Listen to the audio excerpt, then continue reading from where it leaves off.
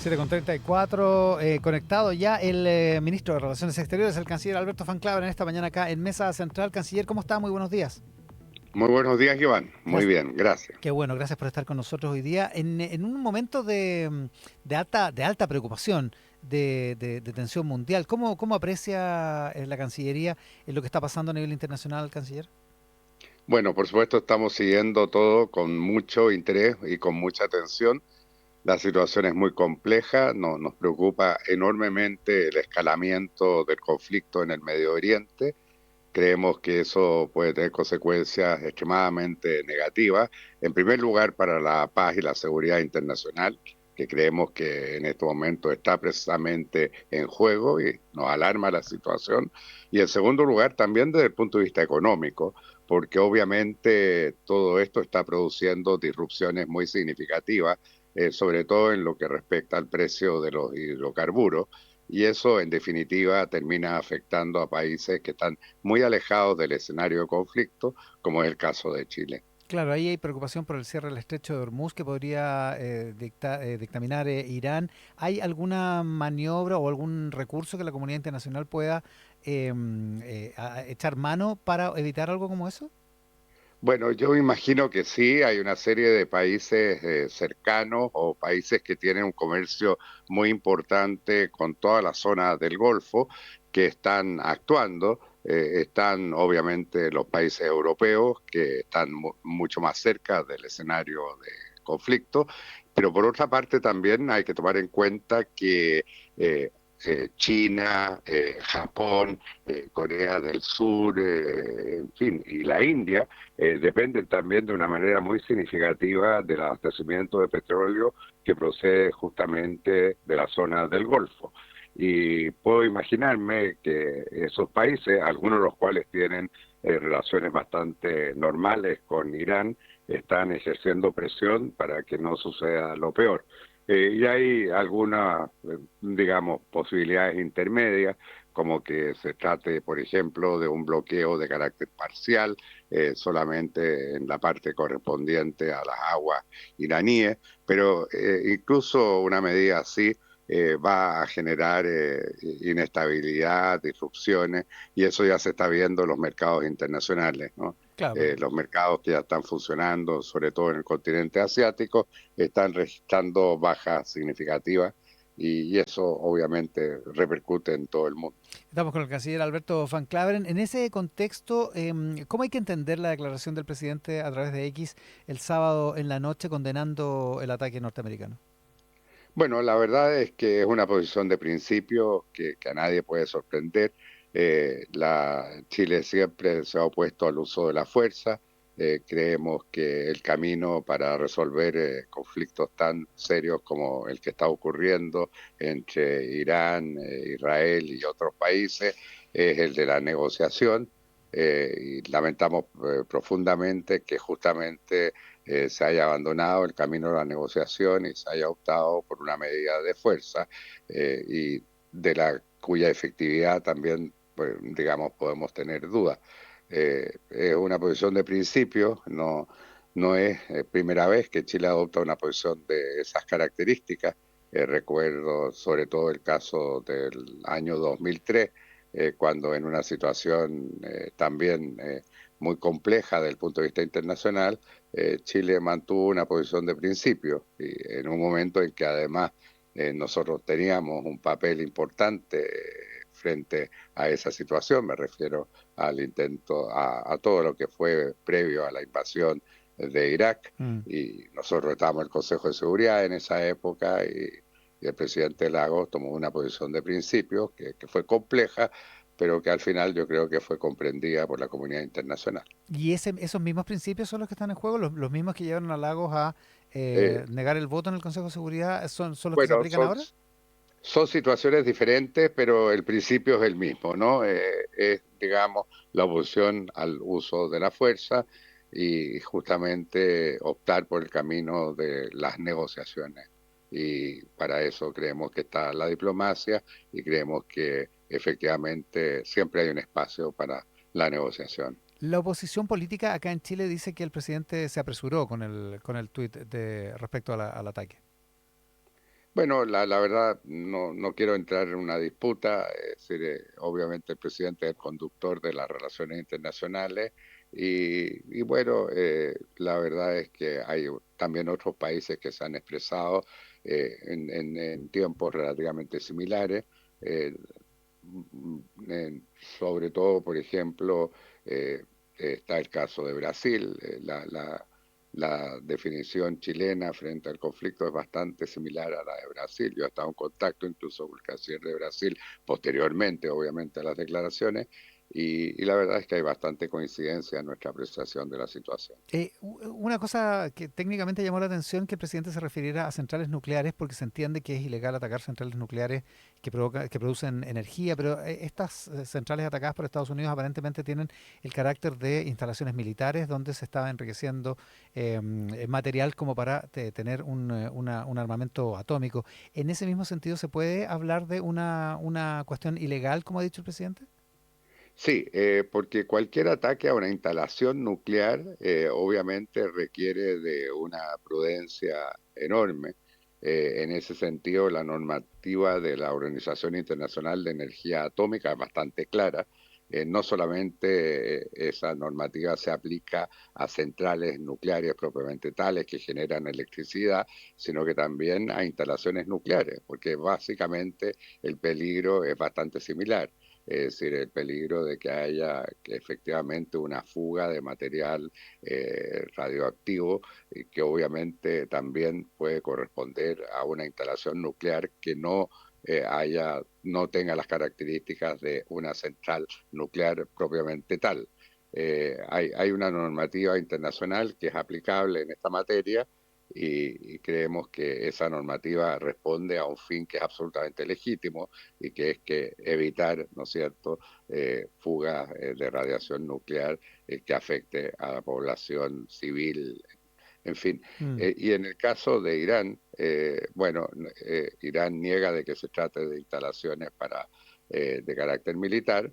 Obviamente nosotros no tenemos una opinión sobre eso, pero digamos, aunque se tratara de instalaciones de carácter militar, el solo hecho de que se hable de energía nuclear y que haya, digamos, producción de energía nuclear de algún tipo, justamente justifica una prudencia grande. Ya, eso le iba a preguntar, así hay que entender el mensaje del presidente, porque no es que Chile tenga un juicio respecto de la naturaleza de esas instalaciones. No tenemos un juicio, pero sí quiero decirle, Iván, que Chile tiene una posición bastante firme en materia de no proliferación nuclear. Y a Chile le ha preocupado, como miembro de la OIEA, el desarrollo del plan nuclear iraní. El plan nuclear iraní tiene características que son preocupantes, que generan alarma, que es legítima, y por esa misma razón es que toda la comunidad internacional favorece negociaciones justamente para poder monitorear adecuadamente y controlar ese desarrollo nuclear que amenaza justamente el principio de no proliferación de armas nucleares. En ese sentido, Chile tiene una posición clara también de principio respecto de ese tema. Esta situación, estamos con el canciller Alberto Van Claveren, canciller, esta situación le otorga una característica, una impronta algo distinta a la reunión de los BRICS en Río de Janeiro en un par de semanas más. ¿El gobierno mantiene la decisión de que el presidente asista a esa reunión? Bueno, hasta ahora se mantiene la decisión. Por supuesto que siempre se están evaluando, digamos, los nuevos hechos que van ocurriendo, pero la reunión de BRICS tiene un sentido distinto, una reunión de carácter económico en la cual participan una cantidad grande de países, entre ellos varios países que son cercanos a Chile, como el caso del propio Brasil, como el caso de la India, como es el caso de los Emiratos Árabes Unidos, el caso de China, etcétera. Son todos países con los cuales Chile tiene una relación que es significativa, sobre todo en el ámbito económico. Y es una buena ocasión justamente para poder conversar con algunos de esos países. Está también Indonesia, otro país importante, y son países que obviamente nos interesa, sobre todo desde el punto de vista económico. Claro, lo que pasa es que estando Rusia e Irán no puede entenderse como una toma de partido como algunos han sugerido acá en Chile.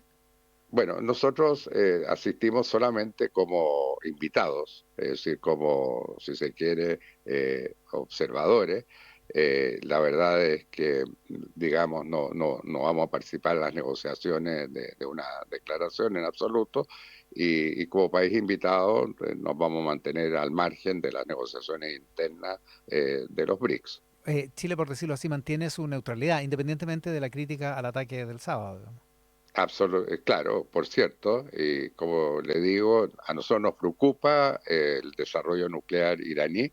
Tenemos una posición clara en materia de no proliferación y el hecho de haber, digamos, sostenido todo el principio básico del rechazo al uso de la fuerza no significa que estemos condonando el comportamiento de Irán. De ninguna manera, creemos que en Irán además se violan los derechos humanos, un país que ha patrocinado actividades terroristas en otros países y creemos que no es un factor de estabilidad a nivel internacional. Le pregunto, canciller, porque por otra parte estamos con Estados Unidos con una situación. Llegó un tercer vuelo con deportados chilenos desde ese país. Estamos en una revisión prácticamente permanente. El sistema de visa waiver que no solo le permite a los chilenos viajar, sino también provoca una serie de ventajas en términos de información policial, que es bien relevante para ambos estados, para Estados Unidos y para Chile.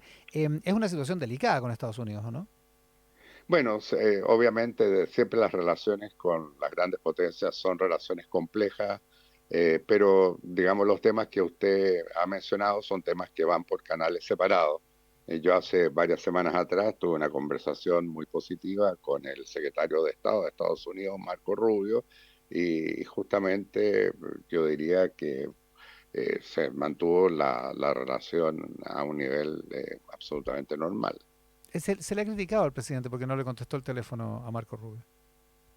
Bueno, yo creo que esa polémica está superada. El solo hecho de que al final el secretario Rubio haya hablado conmigo, yo creo que resuelve esa polémica. En ningún momento hubo una molestia expresada por él por esa situación. Estamos con el canciller Alberto Van Claveren. Canciller, lo cambio de tema a un asunto que también tiene que ver con Washington, pero de otra naturaleza, que es lo de la OEA y la renuncia de nuestro embajador para asumir una nueva función como encargado de la promoción de la democracia en el organismo. Se le ha criticado porque es una situación especial, se ha pedido una autorización especial, de hecho, para incumplir con la norma impuesta de que los embajadores o los funcionarios tienen que tener una moratoria de 6 meses antes de asumir cargos nuevos en la Organización de Estados Americanos. ¿Cómo hay que entender lo que ha pasado con el embajador Krajewicz? Bueno, lo que sucede es que se produjo un cambio de mando en la Secretaría General de las Naciones Unidas, asumió un nuevo secretario general y es normal que el nuevo secretario general integre el equipo con personas de su confianza. El secretario general Ramdin conocía al embajador Kraljevic, lo conocía bien, y justamente utilizando digamos, sus atribuciones, justamente consideró que el embajador Kraljevic tenía las condiciones para desempeñar ese cargo. No es algo infrecuente en el caso de la OEA, debo decir.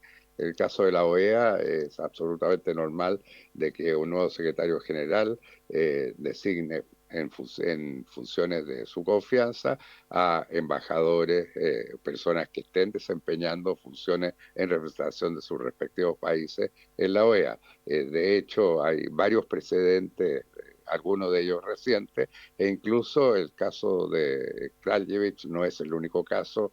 Entendemos que hay otro nombramiento que está en este momento en curso de otro embajador ante la OEA. A la oposición le genera dudas que si Krajewicz o el gobierno chileno ha utilizado el cargo y su voto en esta reciente elección en la Organización de Estados Americanos para generar este vínculo y esta nueva destinación, este nuevo cargo para nuestro ex embajador. Bueno, eso en realidad hablaría mal del nuevo secretario general Ramdin. Él toma las decisiones de manera autónoma y como dije antes, es una atribución que él tiene y él decidió utilizarla y para eso además recurrió a la posibilidad de una dispensa de esta norma general que es aplicable a los representantes que ante la OEA y eso obviamente lo resuelve el Consejo Permanente de la OEA, donde están representando todos los países y donde no ha habido ninguna objeción a este nombramiento.